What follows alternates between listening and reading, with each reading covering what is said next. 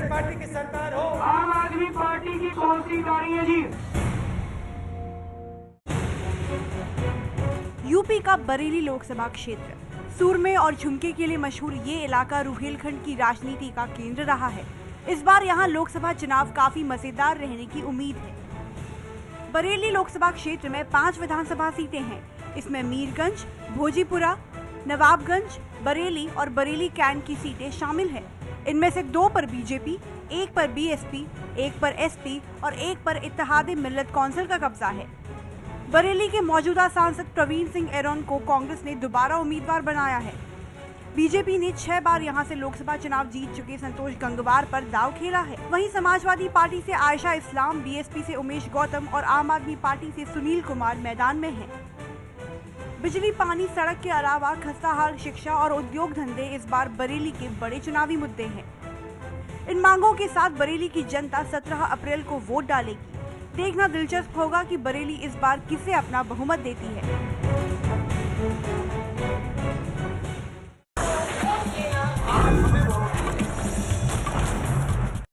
अब तक आपने देखी 110 लोकसभा सीटों से नुक्कड़ बहस। आज देखिए 111वीं सीट से नुक्कड़ बहस। नमस्कार, मैं हूं पंकज झा। कौन बनेगा प्रधानमंत्री की नुक्कड़ बहस आज हो रही है बरेली से। बरेली एक खास जगह रखता है इस बार के चुनावी मैदान में। संतोष कुमार गंगवार यहां से 1-2 बार नहीं बल्कि 6-6 बार यहां से सांसद रहे बीजेपी के। समाजवादी पार्टी और बीएसपी अब तक यहां खाता नहीं खोल पाई है। आमतौर पर मुकाबला बीजेपी बनाम कांग्रेस का ही रहा है। मौजूदा सांसद प्रवीण एरन है। लेकिन इस बार क्या होगा, देश क्या चाहता है? इस बार सबसे ज्यादा प्रधानमंत्री पद के दावेदार यूपी से ही हैं। मुलायम सिंह हो, मायावती हो, राहुल गांधी हो या फिर मोदी, और अब केजरीवाल भी वाराणसी से दावा ठोक रहे हैं। हमारे साथ इस नुक्कड़ बहस में बरेली के वो लोग जो जनता जनार्दन है, जो तय करेंगे कि क्या होगा, और साथ ही कुछ खास मेहमान भी। लेकिन सबसे पहले बात, वंदना जी, आप बच्चों को पढ़ाती भी हैं। इस बार क्या लग रहा है, राजनीतिक उथल पुथल माहौल किधर जा सकता है? देखिए, बरेली की जो स्थिति है वो ऐसी है कि यहाँ विकास की आवश्यकताएं और प्राथमिकताएं अलग है। बरेली की प्राथमिकता है विकास, महिला सुरक्षा, इसके साथ शिक्षा, उच्च शिक्षा में सुधार। आपको क्या लग रहा है इस बार क्या हो सकता है? कौन बनेगा पीएम इस बार? कहीं न कहीं देखिए, मुझे ये जरूर लगता है कि केजरीवाल जी को जरूर बनना चाहिए। केजरीवाल जी को लग रहा है, बहुत लंबे अरसे बाद मैं केजरीवाल की बात सुन रहा हूँ। आपको क्या लगता है कौन बन सकता है पीएम? देखिए, हमारा तो ये कहना है कि कांग्रेस भाजपा सब जो देख लिया कर ही लिया है। तीसरे मोर्चे की सरकार बनेगी और तीसरे मोर्चे की सरकार के बाद हमारे नेताजी ही पीएम बनेंगे। मुलायम सिंह बनेंगे। हम ये जानना चाहेंगे कि पीएम कौन बन सकता है, आपको क्या लगता है? देखिए, केवल लहर की बात मत करिए। लहर कोई लहर नहीं है। पहली बात तो ये है, विकास देखिए, विकास खाली लहर है, हवा है। कहीं मोदी पूछ ले मायावती के बिना कोई बात नहीं। बीजेपी से ही जरा पूछ लें, ये मोदी जी के रास्ते में तो आडवाणी जी, जसवंत सिंह सब लोग कांटे बिछा रहे हैं। नहीं, ऐसा नहीं है, कहीं ऐसा नहीं लग रहा है। ये तो बाहर मीडिया या फिर और लोग, या आपने राजनाथ जी को गाजियाबाद से लखनऊ जाने दिया, तो जसवंत सिंह को क्यों नहीं जाने? पार्टी का निर्णय है कि भाई उन्हें भी बात की जा रही है जसवंत सिंह से। ऐसा नहीं है कि उनसे बात नहीं कर रही है। ये परिवार का मामला है और एक लोकतांत्रिक पार्टी है। घर बैठ के आपस में बात होती है, सबको सम्मान दिया जा रहा है। ऐसा नहीं है कि कहीं पे कोई विरोध है और ऐसा कुछ नहीं है। 272 का आंकड़ा इस हिसाब से तो अब जा नहीं पाएंगे। नहीं, हम 300 प्लस हैं। अभी हमारे छोटे भाई सुधीर जी ने कहा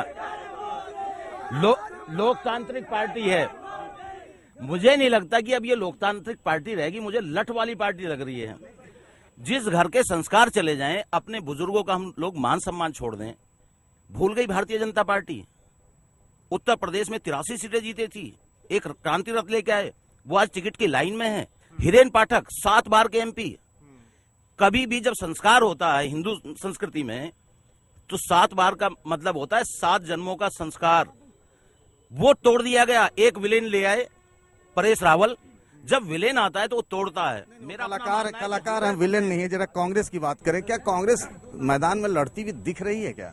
कांग्रेस पूरे हिंदुस्तान में पूरी मजबूती के साथ चुनाव लड़ रही है और निश्चित रूप से आगे ये चुनाव आ रहा है, इसमें कांग्रेस विजयी होगी। सरकार जो है कांग्रेस के राहुल गांधी कहते हैं कि 200 सीटें जीतेंगे। आपके नहीं सुनिए, आपके बड़े बड़े नेता चुनाव लड़ने से इनकार। राहुल गांधी ने ही नौजवानों को, महिलाओं को आगे बढ़ाया है और विकास के पहिए को आगे बढ़ाया है। आपके बड़े नेता चुनाव लड़ने से भाग क्यों रहे हैं? मनीष तिवारी हो, अमरिंदर सिंह भी नहीं लड़ रहे थे, अंबिका सोन। मनीष तिवारी जी हमारे हॉस्पिटल में थे, उसके बाद भी चुनाव लड़ रहे हैं। उमेश जी, ये बताइए कि पिछली बार मायावती के मंचों से उन्हें पीएम बनाने की बात की जाती थी, इस बार मंचों से ऐसी बात नहीं हो रही, क्या बात है? देखिए, बात तो जहां होनी चाहिए वहां हो रही है। और मैं ये बता देना चाहता हूं कि बिना बहन कुमारी मायावती के केंद्र में कोई भी सरकार स्थापित होने वाली नहीं है और उनकी मजबूती का एहसास 16 मई को लोगों को हो जाएगा। नहीं, आप जब कांग्रेस के साथ हैं दिल्ली में तो समाजवादी पार्टी के साथ हाथ क्यों नहीं मिलाते? नहीं, हम साथ नहीं है। दिल्ली में साथ है ना आप लोग? ना, अब साथ नहीं है। अच्छा ये बताइए, आम आदमी पार्टी क्या करेगी? जो केजरीवाल कहते हैं मैं वाराणसी से चुनाव लड़ूंगा, ये दिखावा है, तमाशा, या वाकई में मोदी को चुनौती देना चाहिए? मोदी जी कह रहे हैं कि आप केजरीवाल जो है मोदी के खिलाफ वहां से लड़ने का है। सबसे पहले तो हम ये बताना चाहेंगे कि अभी जो मोदी जी के ऊपर ये आ रहा है कि इन्होंने पूरा एक गुजरात मॉडल का एक उन्होंने नक्शा प्रस्तुत किया देश के सामने कि हमारा गुजरात इसका है, जबकि हम ये देखा कि हमारे मोदी जी, हमारे केजरीवाल जी जो है खुद जो है गुजरात गए। सबसे एक सवाल है, 6 साल के कार्यकाल में, भारतीय जनता पार्टी के 6 साल के कार्यकाल में एक उपलब्धि माननीय संतोष गंगवार जी की ये बता दें जो उन्हें याद हो।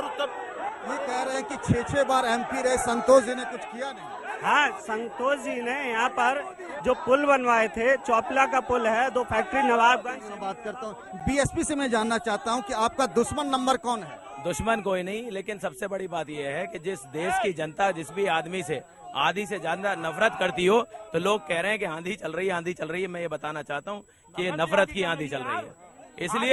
इसलिए सिर्फ मीडिया खरीदा हुआ है। अडानी जी को देना को सबने खरीद लिया, लेकिन होता है बहन जी और नरेंद्र मोदी तो मंच पे दिखे थे। हाँ, नरेंद्र मोदी को हम यही कहना चाहते हैं कि बीजेपी के साथ उनके लोग ये बात कर रहे हैं कि ये विकास का मुद्दा ही नहीं है चुनाव। तो बसपा और भाजपा भी साथ साथ रहे हैं कभी? नहीं, मैं इस बात से वो नहीं रखता भाई। मैं समझता हूँ जितने लोग हैं जोश में हम लोग हैं। ये बात है बरेली के आवाम की, बरेली की उसकी, इसको अगर हम गंभीरता से सुने। मैंने अभी एक सवाल किया था, भारतीय जनता पार्टी के जितने लोग खड़े हैं वो मुझे बता दें 6 वर्ष बार के कार्यकाल में एक कोई उपलब्धि जो बरेली के लिए बहुत बड़ी हो। 2 शुगर मिल संतोष जी ने बनवाई है, जो चौपले का पुल है वो संतोष जी ने बनवाया है। आपको क्या लग रहा है इस बार कौन बनेगा PM? मैं आपको सही से बता दूं, इस समय अगर देखा जाए तो देश में नरेंद्र मोदी जी की लहर चल रही है। देखिए, मेरी समझ से प्रधानमंत्री ऐसा होना चाहिए जिसकी सोच ऊंची हो, जिसके विचार ऊंचे हों और जो देश का विकास कर सके।